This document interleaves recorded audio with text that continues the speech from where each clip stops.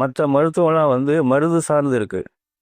வாழ்வியலோடு பெருசாக ஒன்றாது. சின்ன சின்ன விஷயங்கள் தான் வாழ்வியலோடு மென்ஷன் பண்ணும், அதோட ஒன்றி இருக்கும். ஆனால் அக்குபஞ்சர் மருத்துவம் என்பது மரபு சார்ந்த எல்லா மருத்துவங்களுமே வந்து வாழ்வியலோடு ஒன்றி இருக்கும். ஆனால் அக்குபஞ்சர் மருத்துவம் முழுக்க முழுக்க வாழ்வியல் தத்துவத்தோடு ஒன்றிய விஷயமாச்சு. வாழ்வியலோடு ஒன்றி இருக்கும். சரிங்களா? மருத்துவத்தை பின்பற்றுறது வாழ்வியல் பின்பற்றுறது ஒன்றா இருக்கக்கூடிய ஒரு விஷயம் இருக்கும். அதே மாதிரி எளிமையாகவும் இருக்கும், ஈஸியாக பின்பற்றுறது ஈஸியாகவும் இருக்கும். ஸோ அந்த ஒரு விஷயம் நம்ம ரொம்ப கலந்தது. ஆனால் ஈஸியாக மக்கள்கிட்ட எடுத்து போகிறதுக்கும் ரொம்ப பயனுள்ளதாக இருந்தது. இப்போ நீங்கள் சொல்லும்பொழுது புரிஞ்ச ஒரு விஷயம் என்னென்னா, நீங்கள் வந்து அக்குபஞ்சர் மருத்துவம் வந்து வாழ்வியலோட பொருந்தின. ஆமாம், இதில் என்னன்னா சில பேருக்கு அக்குபஞ்சர் பிடிக்காம போகலாம், நம்பிக்கை இருக்கும், நம்பிக்கை இல்லாமல் இருக்கலாம். சில மாற்று மருத்துவங்கள் நம்பிக்கை இருக்கும். இதில் வந்து என்ன ப்ரூஃப் பண்ணாங்க, இது எப்படி நம்புறது, மருந்து இல்லாத இப்படி குணமாகும், தொட்டா போதுமா குணமாயிடுமா, ஊசி குதிரை போதும் அது லிவர் சரியாயிடுமா, அப்படி நம்பிக்கையின்மை கூட இருக்கலாம். ஆனால் எப்படி இருந்தாலும் சரி, அக்குபஞ்சருடைய பேரை உச்சரிக்காமல் அவருடைய வாழ்வியலை சொன்னாலும் எல்லாம் ஏற்றுக்குவாங்க. அதை மறுக்க முடியாது.